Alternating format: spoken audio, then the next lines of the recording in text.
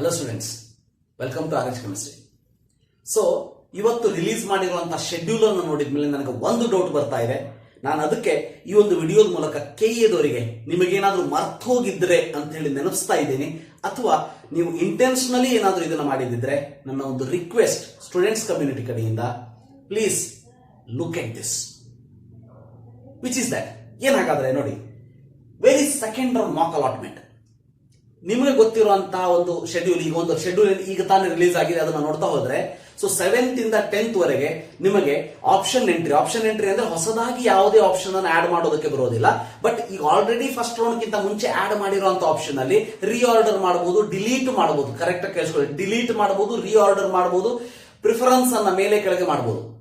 But remember, you cannot add any college. ಯಾವ್ದಾದ್ರು ಹೊಸ college seat matrix ಅಲ್ಲಿ add ಆಗಿದ್ರೆ ಮಾತ್ರ ನೀವು ಆಡ್ ಮಾಡಬಹುದು ಹೊರತು ಇಲ್ಲ ಅಂದ್ರೆ ಆಡ್ ಮಾಡೋದಕ್ಕೆ ಸಾಧ್ಯ ಇಲ್ಲ. ಹೌದಾ?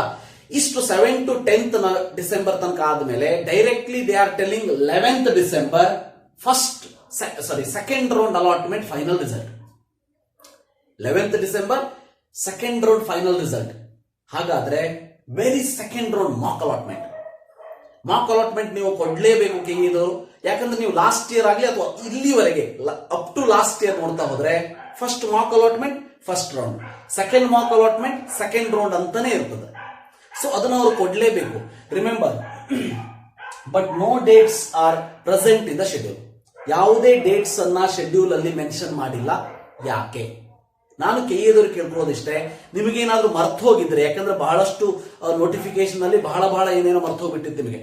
ಈಗಲೂ ಏನಾದ್ರೂ ಮರ್ತು ಹೋಗಿತ್ತು ಅಥವಾ ಇಂಟೆನ್ಷನಲಿ ಏನಾದ್ರೂ ಮಾಕ್ ಅಲಾಟ್ಮೆಂಟ್ ಇಲ್ದೇನೆ ಸೆಕೆಂಡ್ ರೌಂಡ್ ಫೈನಲ್ ಏನಾದ್ರೂ ಮಾಡಬಹುದು ಅಂತ ಇದ್ರೆ ನಮ್ಮ ಸ್ಟೂಡೆಂಟ್ಸ್ಗೆ ಬಹಳ ಪ್ರಾಬ್ಲಮ್ ಆಗ್ತದೆ.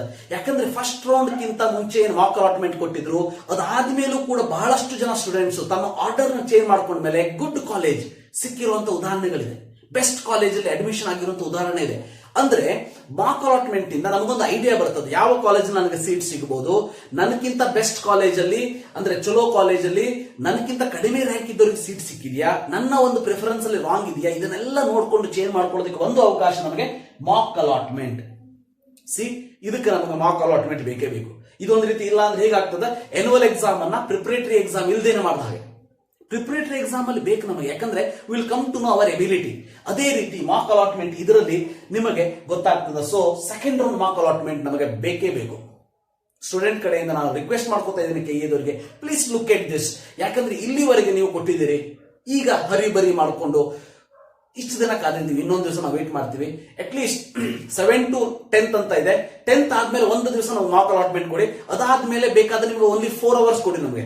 Only 4 hours you give to students to change their preferences, then immediately you release second round allotment result. But ನಮಗೆ ಮಾಕ್ ಅಲಾಟ್ಮೆಂಟ್ ಬೇಕೇ ಬೇಕು.